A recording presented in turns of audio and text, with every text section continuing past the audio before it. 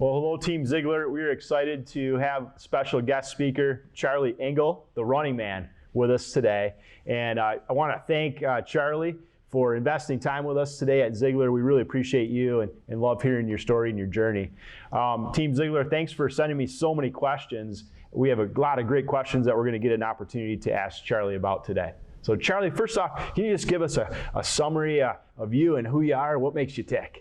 Yeah, well, so that'll take about, Exactly. It's funny, I looked at a couple of the questions too, and I tried not to read them all because I like to hear them for the first time when you ask me. But, my story is it's a story of a lot of highs and lows. It's been this journey of some really amazing successes and a few just crushing defeats. But in short, I was an addict. I was an alcoholic and addict for a lot of years, and I finally found my way into sobriety in my late 20s, and that led me to this journey of discovery, and a lot of that happened through running.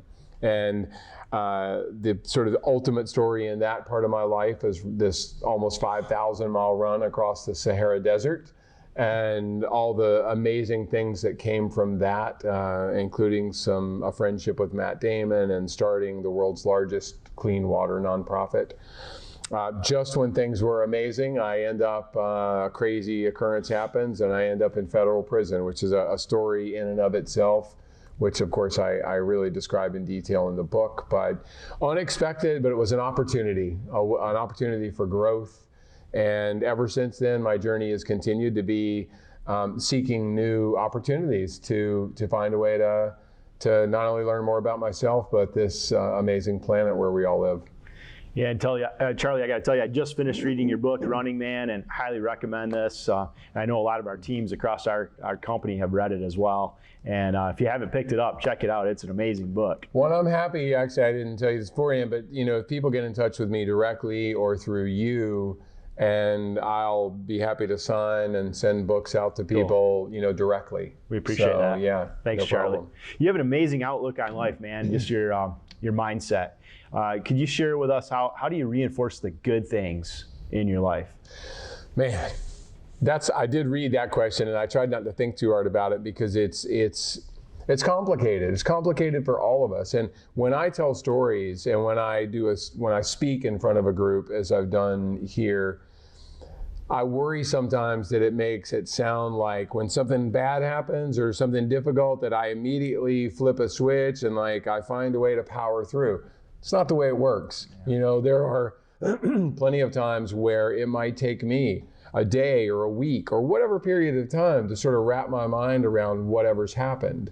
And as I like to say, my hero sort of in exploration and in literature even is a guy named Ernest Shackleton.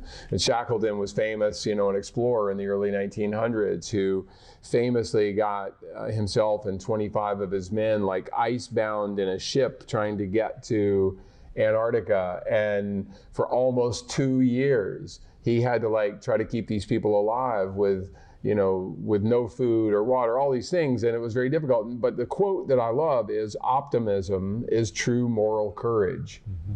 Because it's so easy to be optimistic when things are going your way. Right. But who are you, and how can you find a path to optimism when things are difficult? Because that's when it actually matters.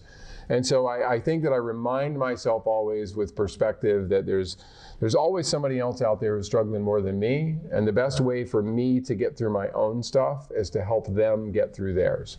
Yeah, great answer, great question. I think that's more relevant than normal right now too, in the times that we're in 2020. Totally. So, I know you've been across the world and spoke to people everywhere. You in the audience, who's your favorite speaker that you've heard? Man, that's a great question. Wow,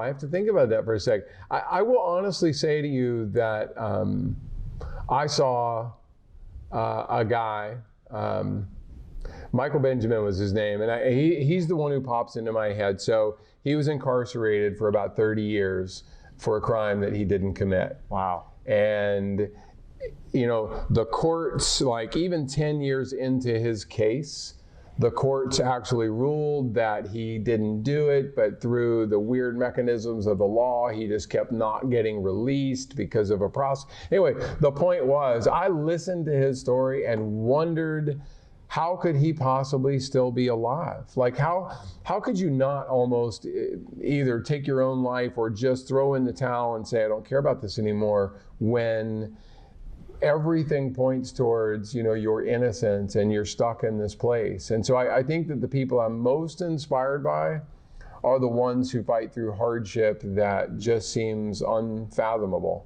Yeah, just amazing. Yeah. Amazing story. Yeah. You're a pretty funny guy, Charlie. How important is humor to you? Tell my wife that. Here, you mind giving her a call?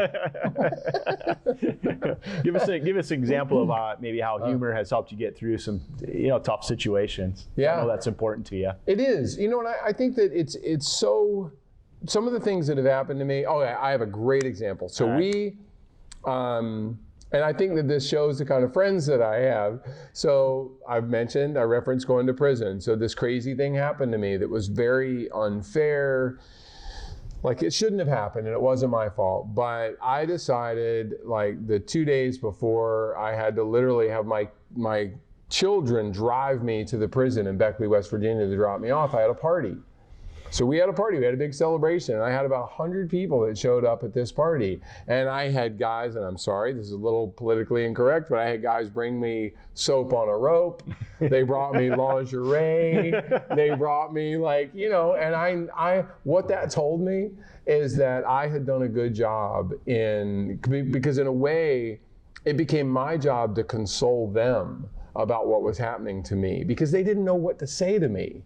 And this happens a lot of times with people who maybe they have cancer or they have terminal illness or something tragic has happened in their life. We all struggle with what to say in that case. Yeah. So I used humor on my part to say, hey,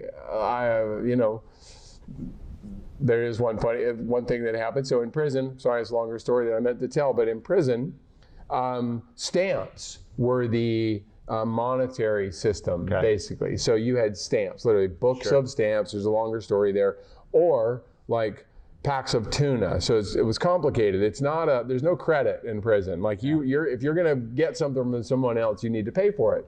And my friends would say, so, how long did it take you to have sex in prison? And I said, which is not, look, in all truth, of course, there's nothing funny about some of that happens there, because a lot of it is not. Anyway, my answer was always, that never happened. I promise it never happened. Well, except that one time, but I really needed the stamps. And so it became this sort of funny joke within my group, that every year now I'll still get extra stamps from guys that are in my group. But I think, look, life is serious enough, and humor is a way not only to ease other people's discomfort, to deflect some of the seriousness of the situation, and just to find a way through. Everything doesn't have to be the end of the world. You can laugh at even the stupid things that we do. Absolutely.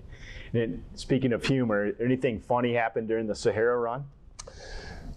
Wow, you can share. I'm going to tell so many inappropriate things here. So no, but okay. Actually, I think this is so my friend Ray, I give him great credit, my Canadian friend, one day, he had actually been making jokes about lingerie, and he was going to be married soon. And so I gave him a hard time. I won't go into those things, but I actually started one of the morning runs wearing a frilly pair of underwear running, and it took my two running mates 20 minutes to even notice. And so I think that was one of the more humorous things that happened out there is and the other one was your body goes through a lot of really crazy things when you're running that many miles, and our diets were very limited. So it's sort of like a family thing. And again, I won't go into detail, but you end up knowing way too much about other people's bodily functions when you spend that kind of time around people. But anyway, that's enough of that. I don't know. Did your wife know those stories at all? Yeah, for the most part. For the most part, boys just love, bathroom humor. I think it's just how we're put together. So, what's this 5.8 thing I keep hearing about? 5.8. Yeah, so when I was locked up, I had this idea that I wanted to go from the lowest place on the planet, because I felt sometimes when I was locked up like I was in this incredibly low place. And I decided I wanted to do a literal version of this, and I would go from the lowest elevation on the planet, which is the Dead Sea, to the top of Mount Everest, which pretty much everyone knows is the highest point on the planet. And I called it 5.8 because I figured out that while it was almost 5,000 miles from the lowest to the highest, it was actually only 5.8 vertical miles from that low place to the highest point. Like if you could run, most people have run like a 10K or something. Like it's less than that distance if you could just go straight up. And look, the entire planet, every human on Earth right now lives within this little tiny 5.8 mile sliver of space that surrounds the Earth. And especially in these times where we're a divided world in a lot of ways, this country and other parts of the world. And it's a reminder that you can have disagreements, but we are all in this together. And I wanted to do this expedition from the lowest to the highest point, kind of as a metaphor and as an example of what could be accomplished. Yeah, absolutely. That's awesome. We'll keep pushing through that, and you'll accomplish that one day. Yeah, it's going to happen. It's going to happen. 5.8 is going to happen. It's just going to take continuous forward movement, some funding, and hopefully I don't get too old before I get a chance. Well, let's take some questions from our team. Great. We had some awesome questions. This question's from Virginia Johns from Kalamazoo and Charlie Trouch from Hoffman Estates. Both had a very similar question.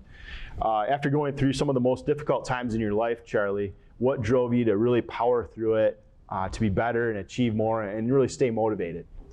Wow, great question. It's a deep one, but I think the simplest version of an answer for that is through my years of addiction and then finally finding my way into recovery, what I learned that was, I would say, the most important lesson was that the things that really helped form who I am were based entirely on the hard things that I fought my way through. So, not trying to avoid discomfort, not trying to avoid the hard things or to manufacture a life that somehow only brings comfort. And the lesson is, what important things have any of us learned in life that came just from being comfortable? We grow through hardship and through difficult times. Mm-hmm. And, every once in a while something will come our way and we're like, really? Like I have to deal with this now. But once that moment passes, if you can just approach it with, an open mind and a curious heart, you can really find some amazing growth and answers through the process. Yeah. Yeah, great question. Yeah. Thank you. Well, we know you were in our business, actually, in sales, selling Toyotas, and you had a ton of success. You won the National Product Knowledge Competition for Toyota as well, and were a top salesman. Why'd you leave? Why'd you leave our business? Well, thanks for bringing that up. The older I get, the better I was back then too. The stories get even more interesting. So interestingly, I left the business because I was selling cars out in Monterey, California, and we relied pretty heavily on a military base, Fort Ord, out there at the time, and we sold 300 or 400 cars a month. And there had always been rumors that the government might shut down the military base, but nobody ever believed it. And lo and behold, they shut it down, and our dealership went from selling those 300 or 400 to selling 50 cars a month. And I know my friends are still out there today. Of course, it made an amazing comeback, but at the time, I had just been introduced to this new industry called paintless dent repair. And a lot of you that are watching this actually know what that is. PDR is now like a totally accepted way of repairing small dents and dings, and especially hail, if that ever happens. And I started the first company in the country that specialized in doing hail repair. Wow. And I was terrible. I was terrible at doing it. I had guys working for me that were terrible. But, you know, it probably after destroying hundreds of cars, you know, we finally figured out, you know, how to do this thing. And I don't know if there's a lesson there other than what you and I have discussed so often, which is, you know, it's not what happens to us, it's what we do about it that matters. You know, and sometimes you just have to you got to find a new path. Yeah. If a tree is fallen and you can't go down this path, you got to go this way. And you have to believe that, you know, life, the universe, God, whoever you want to, you know, give credit to is guiding you in that way, and you got to listen to those signals and just do your best. Yeah, absolutely. Yeah. But I miss the car business. Miss the business, right? Yeah, it gets in your blood. That's I don't miss my old boss. You know, that was from Rob Howland in Kalamazoo. Good question, Rob.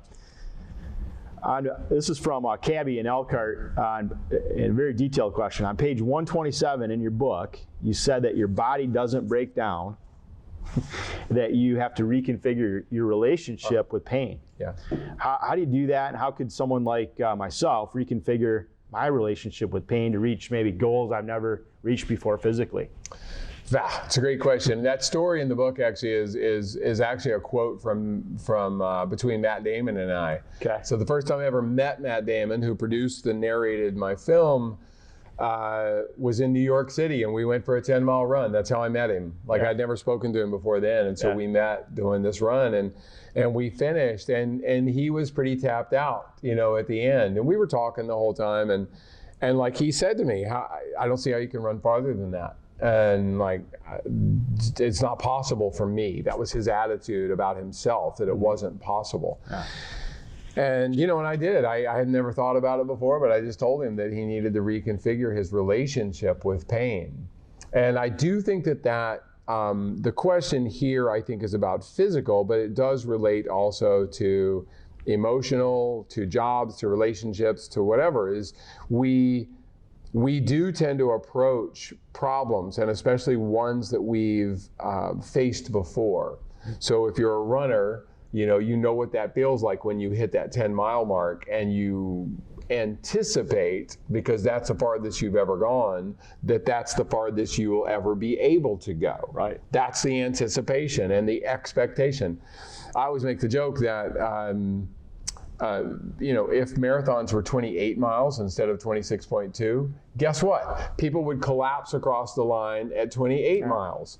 You know what I mean? But mentally, we set that goal. How many salespeople, whatever, I don't know what you guys' goal is for hitting bonus numbers or whatever, but let's call it 20 cars. How many times does somebody hit 20 cars and then collapse over the finish line? Yeah. There might be a week left in the month, and somehow they never managed to sell another car because they've worked hard to get to that point. But if the number had been 25 cars, guess how many they would have sold? Right. And I think that, so the mental approach to it is hugely important. Okay. And not setting limitations, being open, not just open to pain, but actually go seek it sometimes. Okay. You know? And physical undertakings are a great way to do it. Because if you've never run a 5K or a 10K or a half marathon or marathon, wherever you think your limit is, go ahead and take the risk of entering something that you're not sure if you can do, and then go try. It's a closed course. It's a finite event. It's not going to last forever. Even if you fail, it's not going to last forever.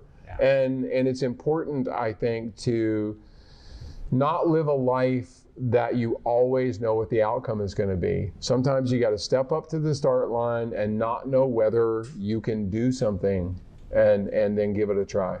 Yeah, and it's so fulfilling when you actually accomplish that. Yeah. You know. And my old football coach, you know, you love these sayings too.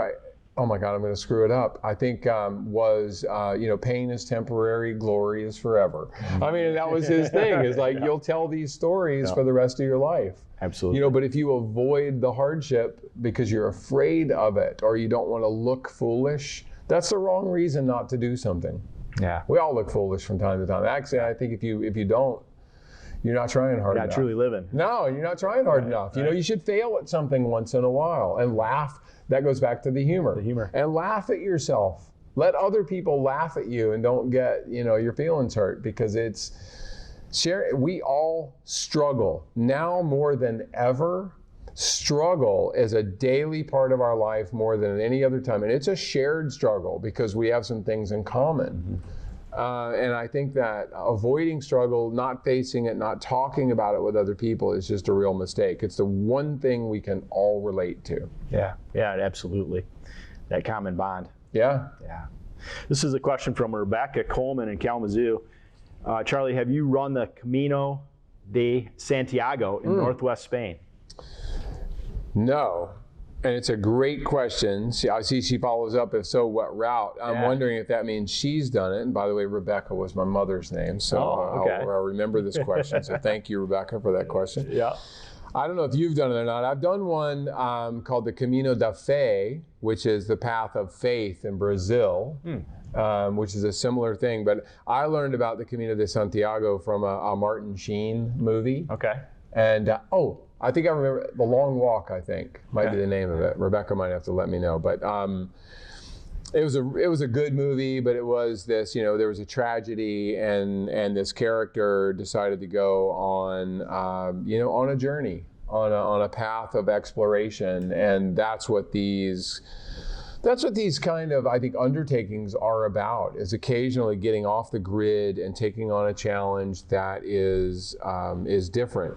But I told you I was gonna, you mentioned this question. So I've become really good friends in recent years with Charlie Sheen, with his son, who many people know, from television and whatever. And we also bonded over this idea of struggle. Stars sometimes, like him especially, their struggles tend to be extremely public. Yeah. And so when they have some sort of downfall, they quite literally have millions of people that are judging them and passing judgment. And I think he and I really, our friendship is sort of based on mutual understanding of what suffering and kind of the pain of other people's judgment. When I went to prison, it doesn't matter whether I did what I was accused of, or it doesn't, like, those things don't matter. Human nature is that we jump to conclusions. So a lot of people judged me a certain way when that happened without knowing anything about my story and just assuming that I was just a bad guy. And there's this thing, and I don't know if you've ever experienced it, Mike. I bet you have, because I think most people do. I always like to say, if there's 10 people in a room and 9 of them really like me, who do I end up focusing on? The one that doesn't like Right. Yeah. So my attention, I have all these other people who love me and support me, and instead of me giving them my love and attention back, I end up focusing my attention on the one person, because heaven forbid somebody doesn't like me, right? And I think it's a quirk of human nature that we need to surround ourselves with people that love us. And this question is a good one, because it's, sometimes we also have to go out there and take solo journeys and see if we have the strength to get through it on our own. Yeah, awesome. Yeah, good question. This is one from Bob Keel in Kalamazoo. How do you think you fell into addiction, and how fast was it for you? And then how did you decide to come out of it, staying clean and sober going forward? Man, great question. And again, I'll try not to make this too long, but in short, I was genetically predisposed. I was absolutely a 4th generation, addict. Yeah. And so not just by example had I watched others in my family go down this path, but I learned from being around quote unquote normal people in college, typical guys who drank and partied and whatever, but they still went to bed at 2 o'clock and got up and went to class the next day. Meanwhile, I'm like sitting around at 4 and 6 and like going, where'd everybody go? And it took me a while to figure out that I was built differently. And as I tell in my story, I had a lot of pressure, a lot of people that loved me that were like, you have to quit. My bosses, my wife, my friends. And ultimately what happened is, until I was ready to make that decision to quit for myself, not to save my job or to save my marriage, but for myself and for personal reasons, I had no hope of ever getting sober. When that finally happened, I went down the path of sobriety, and I went wholeheartedly. I used AA. Not everyone does. Some people use a church, some people use other programs. But for me, I also needed a combination of running and addiction recovery. And it's funny, I didn't say this earlier, but it's all about fellowship. It's about camaraderie and about feeling part of something, because addiction is very much about feeling apart from others.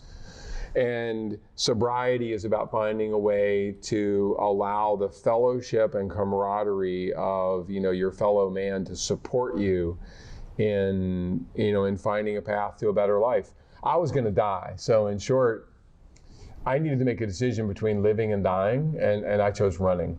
Yeah. It's an amazing story. Yeah. And I know you've been a mentor for a lot of people and helped them along in their journey as well. Well, and it's that help, as awesome. You and I have talked about, that actually they've helped me way more than I've helped them. Yeah. Because again, we give our time and our energy to others, and but it is actually what we get in return, I think, that makes all the difference. And I still go to, after 28 years sober, I still go to AA meetings, and a lot of it is because I still need to see the guy or the woman sitting in the room who's got 2 days clean and sober, and I'm listening to them tell their story. And I mean, put plainly, I'm able to see that's what's waiting for me if I ever decide to go out there. Like, nothing has changed. Yeah. Like, I'll be right back in that seat at some point if I'm lucky to even get back. And I don't want to do it. I've worked too hard to be here. So, well, congratulations. Thank you. I appreciate it. Awesome. Yeah, it's a big deal, big part of my life. Yeah. Just a couple more here, Charlie. This is from Mike Conley from Hoffman Estates. And the words addict and addiction have a negative connotation, right, in our society. You actually hit this last night when you spoke to us. But you speak of not killing the addict in yourself, but rather repurposing that drive and that determination and applying it to positive things. Can you talk to us a bit about that? It's a great question, and I say this very often. If I could take a pill like right now and be a normal drinker, I would never in a million years do it, because I would be afraid that I would lose the drive that my addictive qualities actually give me. I mean, yes, I have to keep it in check, right? Yeah. Which obviously I don't do a very good job of when I run 5,000 miles across a continent. But, but the fact is, it's relative. My mom always used to say, I need to find a way to use my powers for good. Like, I have superpowers, and actually being an addict is a superpower in a way, because I have the ability to focus, to be single-minded and driven towards a goal that is maybe stronger than a lot of other people have, and a lot of addicts have this. Huh.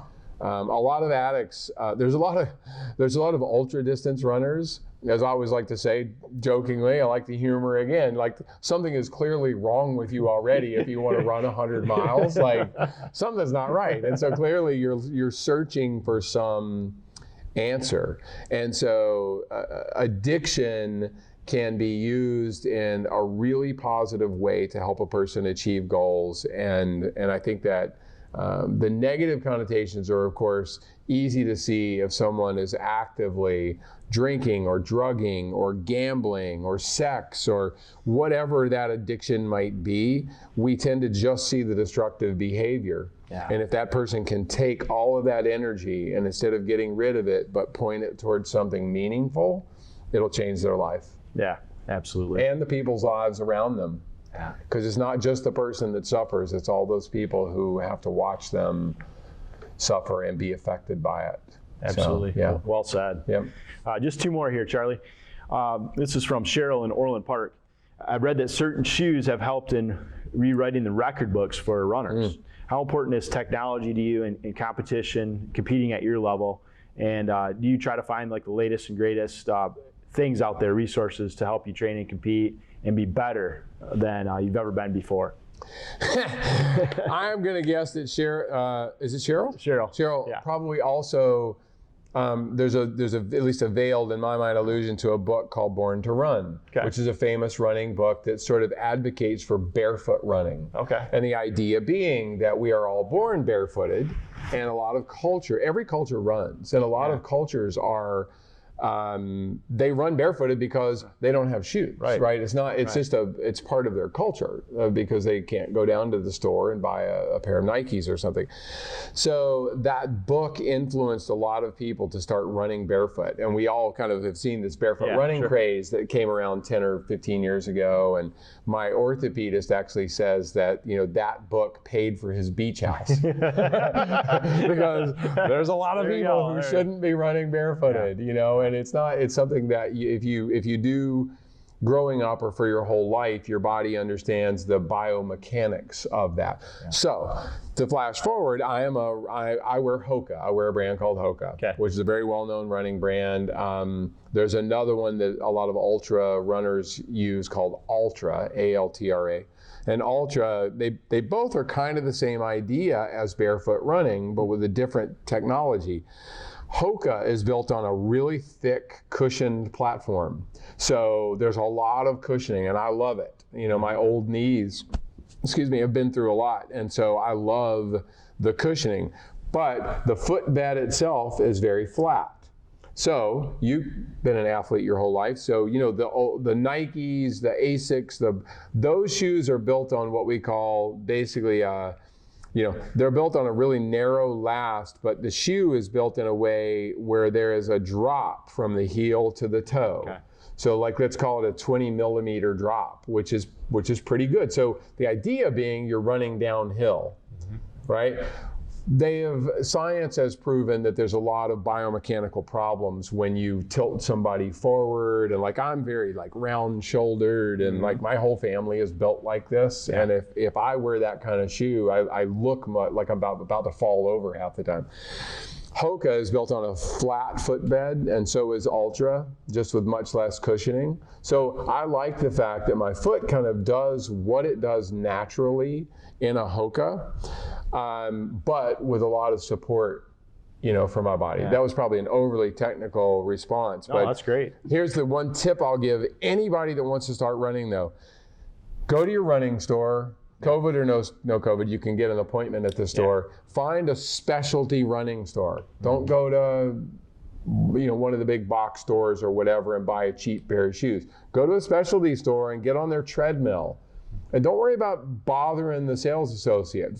Try on 5 different pairs of shoes. Walk and run on the treadmill. Yeah. If something feels right or not. And just trying it on and walking this way and that way doesn't tell you anything about a shoe. Right. You got to try it. Yeah, use your resources. There's so many of them out there, and I've done that myself every time. So it's a huge, we all want to save money by buying online and whatever, but support, just like right now more than ever, support that local running store. And there's a lot of knowledge in there too, a lot of people that can help you get started. Absolutely. Yeah. Thanks, Charlie. Last question is from Gabe in Schaumburg. And Gabe wants to know, at the point of mental and physical exhaustion, what do you do in order to really push through that? This is a great last question. So the question is, here's how I hear this question. When I hit the point of mental and physical exhaustion, what tool do I use to push through? First tool I use is experience. Because if I've run a marathon a bunch of times and I've hit the wall those times, I know what to expect from that. I know most of the time, and this is a good metaphor for business and relationships too, when you hit the wall, but physically in this case, what that's telling me is that my body needs fuel. So I need to eat, I need to drink, I need to not get into this. We tend to get into this place where we're going, oh my God, I still have 6 miles, or if it's a 100-miler, I still have 40 miles to go, and there's no way I can do it if I feel like this. So we're taking a feeling that we have in a second, and we're projecting it out to the rest of the time. It would be like having an argument with your wife and saying, this is how my relationship from this point forward is going to be forever. You don't do that because that's not, that's not productive. And, that's a moment in time. And there's things that you have to do to respond to that moment that will help you get past it. Final thing I'll say is this: seek discomfort. Like, that's the other thing, is I welcome discomfort. And the whole reason that I would enter a 100-mile running race, which a lot of people think is crazy, I want desperately to get to the place in the race where I can no longer go forward, where I am out of gas, I can't possibly see a way that I can continue, and then I want to find a way to continue. Because that's the only moment in that event that I'm actually going to remember. You don't remember the times when things are easy and smooth. We are built to remember the times when we struggled. So don't, fight through those, but don't take them and turn it into your whole life. Those are moments in time, and if we let them pass, they will. And use your experience and the tools. If you keep doing the same thing over and over, you're going to get the same result, as we say. So find a way to interject something new when you hit those low points, whether it's in a race or in life, and you'll learn a new lesson, and you'll have that in your toolbox for the next time it happens. Absolutely.